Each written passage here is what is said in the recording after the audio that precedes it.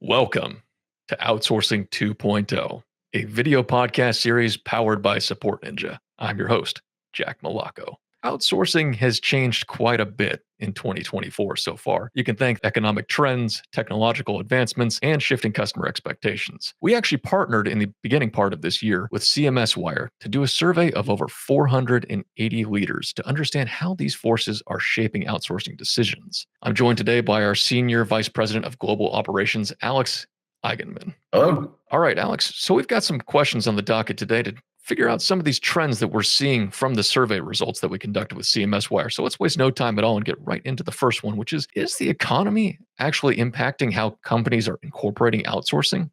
Yeah, actually, if you go back to the survey with CMS Wire, 78% of respondents said the current economic environment has at least some impact on their decision to outsource. And believe it or not, 31% actually said it was a major decision point. Huh. So what is it about the economic environment that's having folks turn more towards outsourcing that you've seen? For me, it's confidence, right? There is a slowdown in the rate of global economic growth, which is why outsourcing is really hot right now. And then, stakeholders are really looking for value, right? The value consciousness is really important to them. Absolutely. Is there anything else that we're seeing in the economy right now that's impacting how companies are incorporating outsourcing? Definitely the high interest rates, right? We're in an inflationary period. So high interest rates and low availability of venture capital. Great. Well, Alex, let's talk about some more trends that we noticed from this survey that we conducted with CMS Wire. And that brings us to our second question that I want to go into with you, which is, does value actually matter when deciding to stay with an outsourcing provider?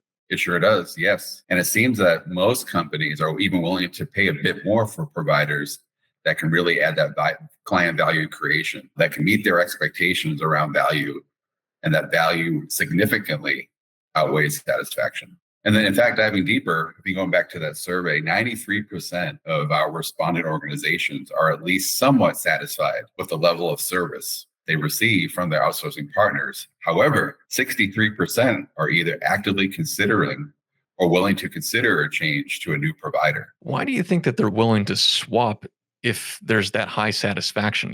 Why would they actually go look at other outsourcing providers if they are getting what they want? Yeah, I think in the past it was more about loyalty, but loyalty to a specific vendor is less important right now than the quality of the solution offered. And at the end of the day, they're open to better possibilities, right? They're willing to switch since innovation options are changing so rapidly. That makes sense. It's, again, I talked about this with Craig in our episode last week. It's interesting to see an industry like this experience such high satisfaction among customers, but such low loyalty to the actual outsourcing providers. I've never seen an industry like this. But speaking of industries, let's get into our third question, Alex, and see, what industries use outsourcing the most? What did we find in those surveys results? Mostly tech companies and SaaS. 65% of SaaS and tech companies say they have several outsourcing partners who fulfill critical business processes, as compared to 28 respondents from other industries. Why do you think the tech is paving the way here? Outsourcing partners get built into the core functions because they grant niche subject matter expertise and the ability to scale quickly.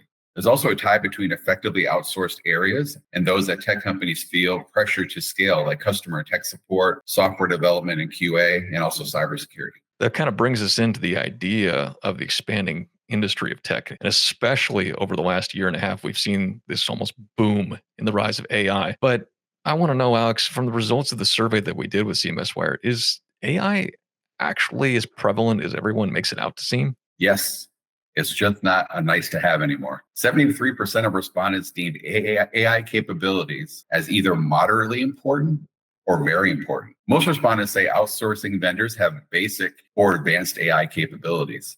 41% said basic, and only 37% said advanced. Companies want to see outsourcing partners that have AI capabilities to create value, but can't be too basic, as that may not be enough. But using AI is actually seen as a way to future-proof the business. That makes a lot of sense. It's interesting you kind of mentioned it's not a nice to have anymore. It's almost, if you don't have some sort of AI enablement within your outsourcing operations, or even if we want to go further into other industries, if you don't have an AI in your tech company, it's almost like you're not taken seriously in 2024. It's really interesting to see that in this current landscape. It's not quite like a flash in the pan like some people were expecting. It seems like it's going to be sticking around for a while, right? Yeah. Let's get into our final question here, Alex. And I want to know, what differentiates the best and the worst outsourcing partners from the survey results that we found? Yeah, from the results is aligning with the biggest challenges in outsourcing.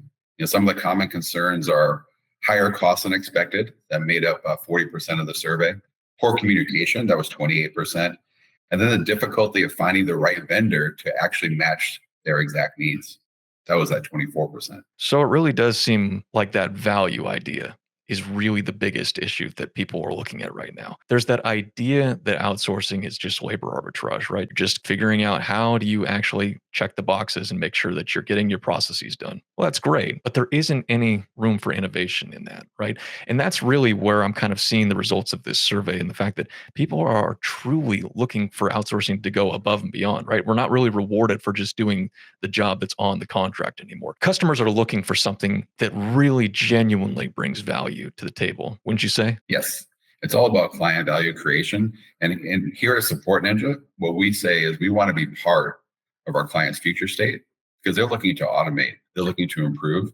And the only way we're going to be part of that, especially with AI added and infused into the conversation, is we have to get ahead of that and really determine or really be part of our client's future state. Well, Alex, I really appreciate you shedding some light on some of the findings that we discovered through this survey that we conducted with CMS Wire. It's always great to hear insights, especially from someone who's right there on the front lines. You're actually in one of our sites in the Philippines right now, if I'm not mistaken, correct? That is correct.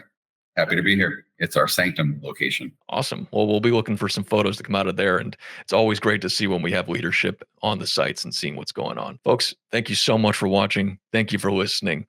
If you want to check out the previous episode where I sat down with the CEO of Support Ninja, we talked about trends in outsourcing that we've noticed over the course of 2024. And if you want to go even further, we also talked about what to look for in an AI-enabled outsourcing partner. This has been Outsourcing 2.0.